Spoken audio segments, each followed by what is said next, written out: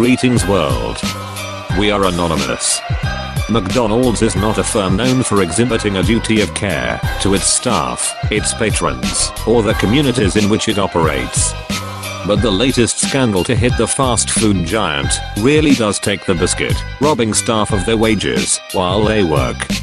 McDonald's already pays its workers the lowest wage permitted by law, forcing full-time staff to rely on government programs to pay their rent, feed their families, and obtain healthcare.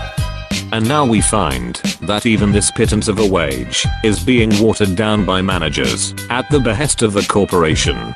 I think the worst thing that I was ever asked to do would be to really adjust a person's time. That is the worst, because they did the work. You know, they were there, and they deserve to get paid for what they did. It's a job. It's not right. It's not fair.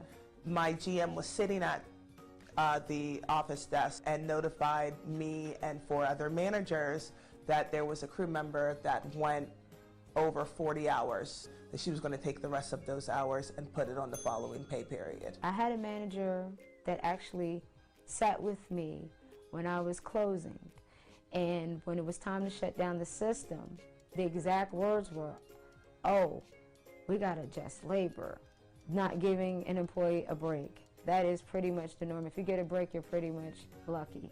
See, what you would do is at the end of the shift, as a manager, when you go in, you constantly have to go into the computer. You're going to put that break in there if that time is not balancing out. I've, on several occasions, had employees come and work either before their shift or either stay after their shift. I've had employees literally clock out to work because they were either going into overtime or labor was getting extremely high, and we had to balance it. I have witnessed deductions being done with employees, whether it was uniform, whether it was a name tag, whether it was a meal, whether it was anything. They would deduct and they would take it out of your payroll. They were on the clock, and if they got sent home, that was money, being taken out of their pay. They weren't the teenagers.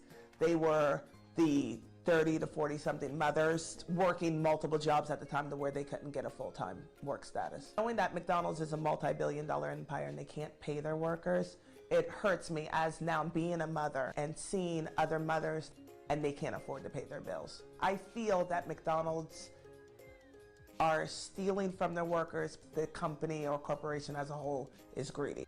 Workers across America are now suing McDonald's for wage theft. These suits have been filed to stop this widespread wage theft, said Joseph Sellers, one of the attorneys for the workers, in a conference call. They highlight a broad array of unlawful pay practices, which together reflect ways in which McDonald's has withheld pay from its low-paid workers in order to enrich the corporation and its shareholders. As John Swain writes for The Guardian, the lawsuits allege that thousands of McDonald's workers have their pay pushed below the federal minimum wage of $7.25 an hour through a variety of practices. Some are not paid for all the time they work, some have wages docked in order to pay for their uniforms, and some are made to wait for hours until busy periods before they are allowed to clock in, the complaints allege. But this is just the latest occasion that some of the nation's poorest working people have been forced to the courts to uphold the most basic principles of employment. McDonald's was recently forced to pay out a 6-figure settlement to 291 employees who were threatened with deportation if they refused to work 25-hour shifts in a former franchise.